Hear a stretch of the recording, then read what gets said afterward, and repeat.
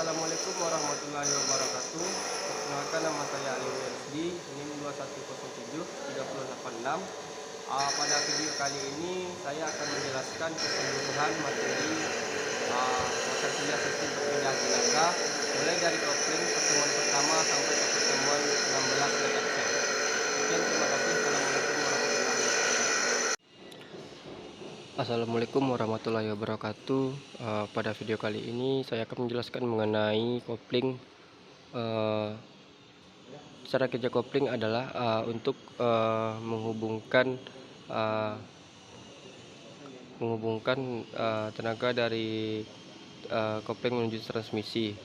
Jadi cara kerja transmisi ini adalah apabila kopling ditekan, maka tenaga yang akan terputus dari kopling menuju transmisi. Dan jika sebaliknya, jika kopling tidak ditekan, maka tenaga daripada mobil tersebut akan tetap seperti biasa, ataupun tetap berjalan seperti biasa dan tidak akan terputus apabila jika tidak dipijak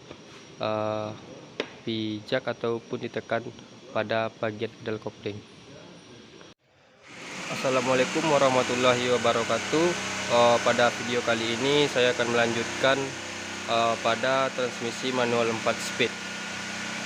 Jadi transmisi adalah bagian dari kendaraan yang ada pada mesin dengan fungsi mengubah kecepatan dan tenaga putaran.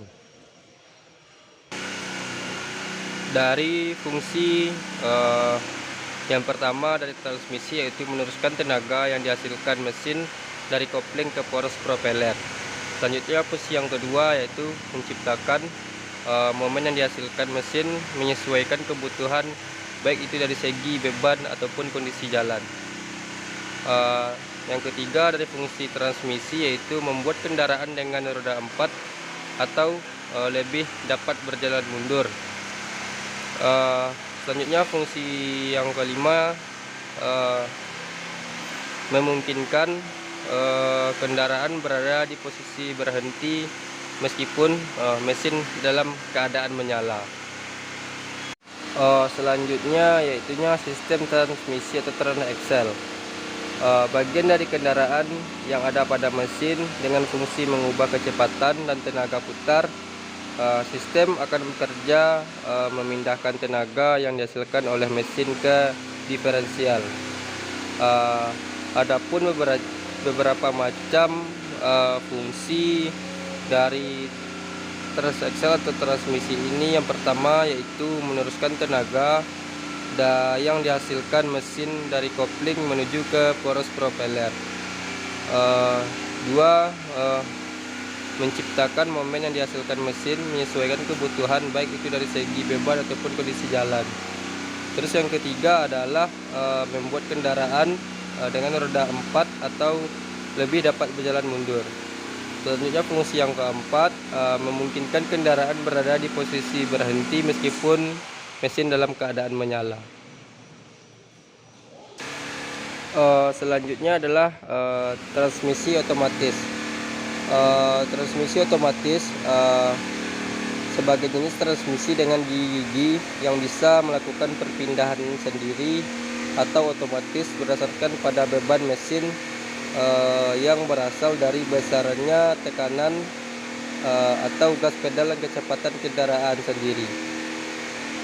Biasanya peroperasiannya berbeda dengan transmisi manual yang memerlukan perpindahan gigi dengan memakai tuas pemindah gigi melalui transmisi otomatis.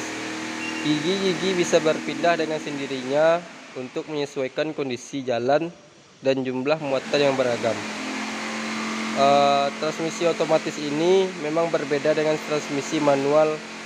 Pasalnya, transmisi otomatis dilengkapi dengan torque atau konventor atau pengubah puntiran yang difungsikan sebagai kopling otomatis. Transmisi otomatis minyak transmisi memiliki fungsi ganda karena hanya melumasi dan mendinginkan, tetapi juga memindahkan gigi atau fluida kopling secara otomatis. Selanjutnya kita masuk kepada bagian komponen poros propeller. Poros propeller adalah satu komponen yang masuk ke dalam sistem penggerak atau sering disebut dengan drivetrain. Komponen yang dirancang lengkap dengan balance pada bagian luarnya. Ini akan membantu pergerakan roda belakang kendaraan. Jadi seperti kurang lebih mengenai komponen poros propeller. Selanjutnya komponen gardan.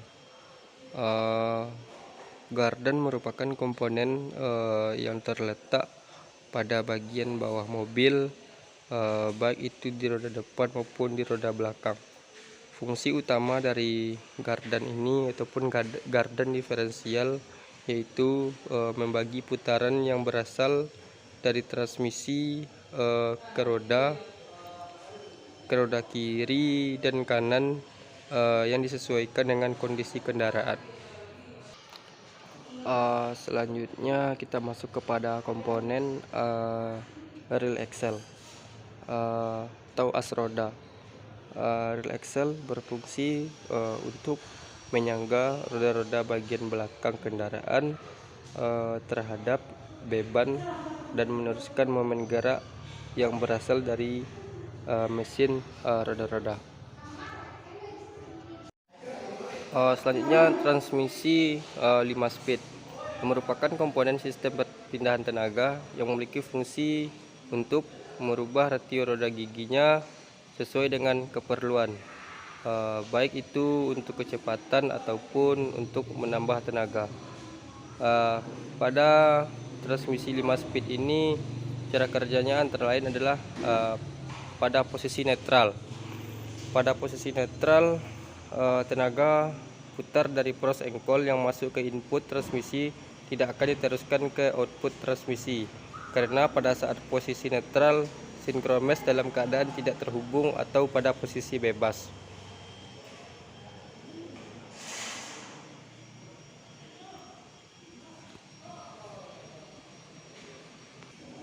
Selanjutnya pada posisi 1, pengemudi menempatkan tuas transmisi pada posisi 1, maka shift fork akan menggeser sinkromes sehingga unit sinkromes akan terhubung dengan gear tingkat 1.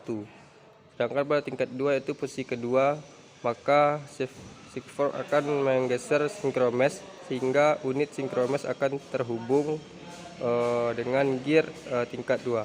Dan begitu selanjutnya sampai ke posisi yang kelima. Lanjut kepada yang posisi yang mundur. Saat pengemudi menempatkan tuas transmisi pada posisi R atau mundur, maka shift fork akan menggeser sinkromes sehingga unit sinkromes akan terhubung dengan gear mundur. Antara gear mundur dan gear counter mundur dipasangkan idler gear sehingga putaran dari poros output akan berlawanan arah dengan putaran dari poros input transmisi. Sekian, terima kasih. Itulah penjelasan video dari pertemuan pertama yaitu mengenai kopling sampai dengan pertemuan ke-15 mengenai reel axle. Sekian, terima kasih. Assalamualaikum warahmatullahi wabarakatuh.